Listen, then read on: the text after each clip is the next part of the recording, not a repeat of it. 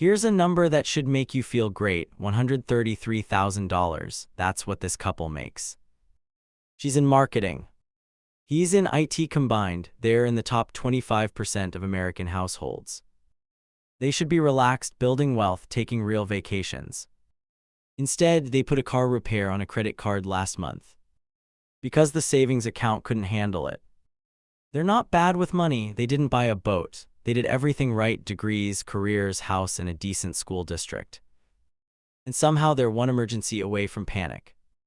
If you've ever stared at your combined income and thought, we make too much to feel this broke, this video is going to explain exactly why that's happening, and more importantly, what the actual fix is.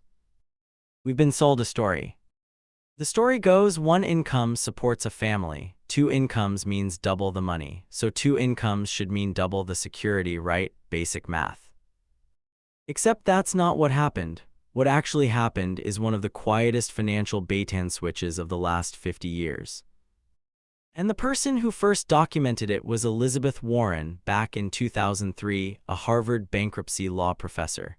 She and her daughter Amelia analyzed over 2,000 families who'd filed for bankruptcy.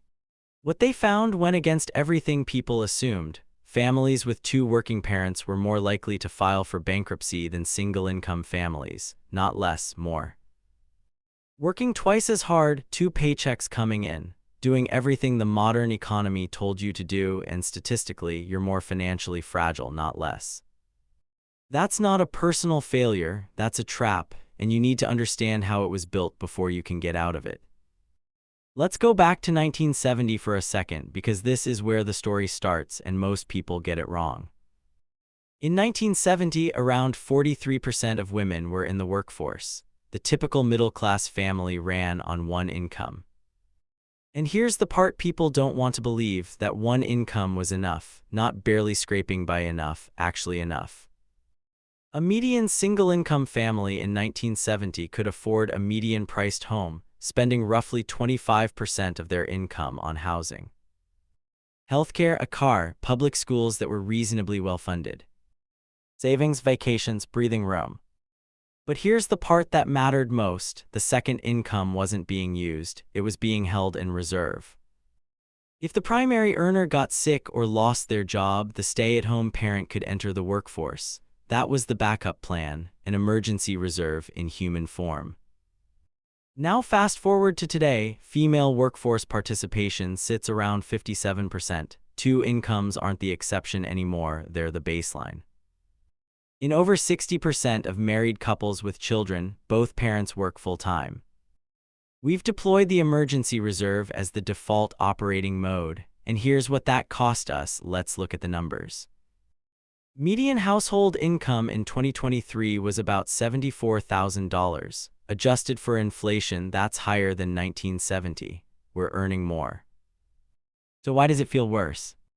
Housing, roughly $200,000 in 1970s dollars. Median home price in 2023, over $400,000. Housing costs have doubled relative to inflation.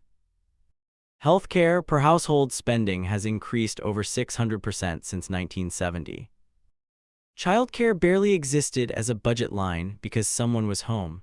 Now it costs the average family over $11,000 per year per child. In high cost-of-living cities, you're looking at $20,000 to $30,000 per child per year.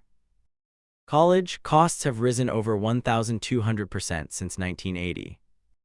The fixed costs of middle-class life exploded, and every dollar of that second income got absorbed, not into savings, into just keeping pace with the new baseline. This is the trap, not lifestyle inflation. The price of being middle-class doubled twice. Let's make this concrete. One partner earns $70,000, the other earns $50,000, combined $120,000. Sounds solid. But let's trace what actually happens to that $50,000 second income.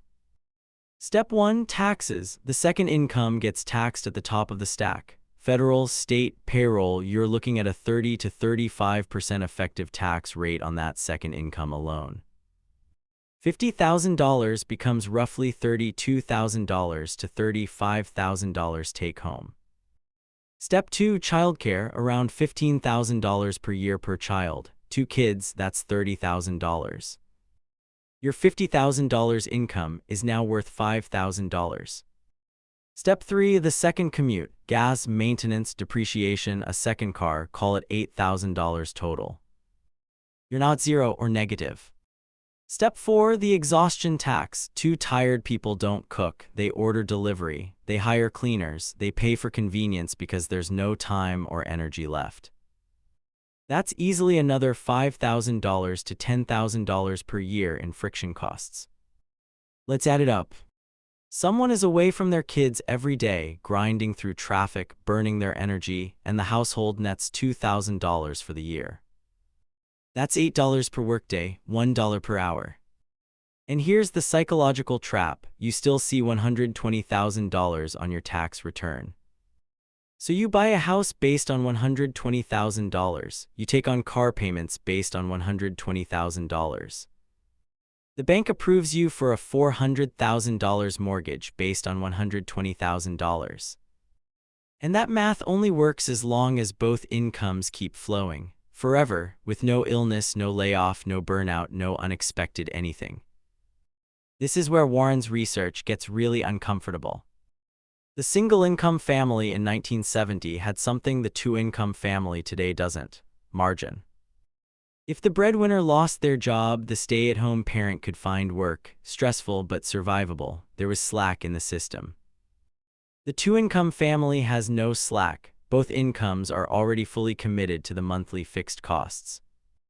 There's no backup income to activate. If one partner loses their job, gets sick, or burns out, they often can't cover their fixed costs even temporarily because those costs were sized for two incomes. This is why the bankruptcy numbers look the way they do. It's operating at 100% capacity with no reserves. Like an engine with no oil, everything runs fine, right up until it doesn't. A 2019 Federal Reserve study found nearly 40% of American adults couldn't cover a $400 emergency without borrowing or selling something. Many of those people are in dual-income households. They're not poor, their fixed costs simply consumed everything. There's one more mechanism that locks the trap in place. When two-income households became the norm, something happened to housing prices. Families started bidding on homes with two incomes instead of one, more purchasing power chasing the same 88 supply of houses. What do you think happened? Prices went up, way up. And once two-income households became the majority, two incomes stopped being an advantage. They became the minimum requirement. You now need two incomes just to afford what one income used to buy. The same thing happened with school districts. Good public schools are funded by property taxes, so they exist in expensive neighborhoods. Parents competed for access using two incomes, bidding up home prices. Warren called this the bidding war for educational opportunity. The price of admission to a good public school became a $400,000 mortgage instead of a $200,001. You're not paying tuition, but you're paying its equivalent in housing every month for 30 years. And once you sign that mortgage, you're locked in. You need both incomes. The trap is closed. I know what you're thinking. I can't have my partner quit. We need both incomes. That's exactly the trap talking. You need both incomes to sustain the lifestyle you built around both incomes. Here's the shift that changes everything. Treat the second income like it's temporary, even if it isn't. Most couples do the opposite. They build fixed costs to match both incomes. Then neither partner can ever stop, even if life makes it necessary. The alternative is what I call the one-income foundation. Structure your fixed costs, mortgage, car, baseline expenses, so that one income can cover them. Then the second income becomes entirely discretionary: savings, investments, debt payoff. The critical difference: you could survive without it. You wouldn't lose the house. You wouldn't go bankrupt. You'd have the margin most modern families have given away. Here's what this looks like practically. Your household makes $130,000 combined, $75K and $55K. Instead of a mortgage that requires $100,000 in income, you take one that a single $60,000 income can handle. You live in a neighborhood that's good, not elite. You drive reliable cars, not financed ones. And that second income goes directly into wealth building, emergency fund first, retirement accounts, taxable investments. Every dollar invested is buying back optionality. The ability to have one partner step back, to take a career risk, to handle a health crisis without collapse, to actually have a choice.